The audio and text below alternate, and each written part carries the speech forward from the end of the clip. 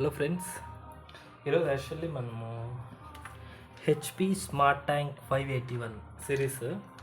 So ఇందులో problem ఏంటంటే actually పాతది హెడ్ కేబుల్ అనేది కట్ అయిపోయింది అనమాట. ఇక్కడ ఇది head cable actually.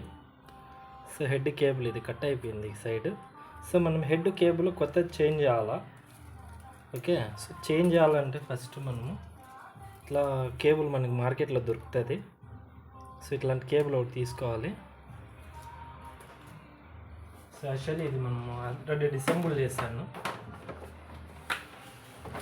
Okay, so head అంతా రిమూవ్ చేశాను అనమాట.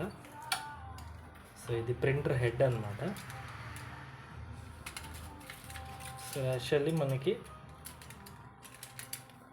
ఇక్కడ ఉన్నాయి చూడండి, ఇది వచ్చి స్టార్టింగ్ అనమాట.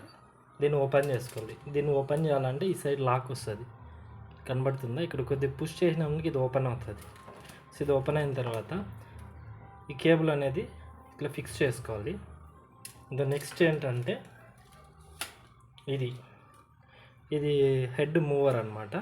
సో కేబుల్ ఈ సైడ్ ఆ సైడ్ మూవ్ అయినప్పుడు కట్ అవ్వకన్నా ఇది మనకి సేఫ్టీ సైడ్ ఉంటుంది. సో ఇక్కడ స్ప్రింగ్ కనబడుతుంది చూడండి మీకు. సో ఇది స్ప్రింగ్ అనమాట. సో జూమ్ చేసి చూపిస్తాను.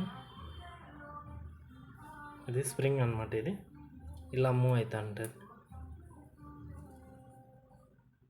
పైకి కిందకి. సో ఆల్రెడీ నేను చేంజ్ చేశాను. సో ఫస్ట్ టైం ఇది చేస్తున్నాను అనమాట నేను. సో యూట్యూబ్లో చూశాను, చాలా వరకు వీడియోస్ సెర్చ్ చేసి చూశాను నేను కూడా. సో మనకి ఈ ప్రింటర్ మోడల్ అనేది హెడ్ కేబుల్ చేంజ్ చేసిన వీడియో లేదు.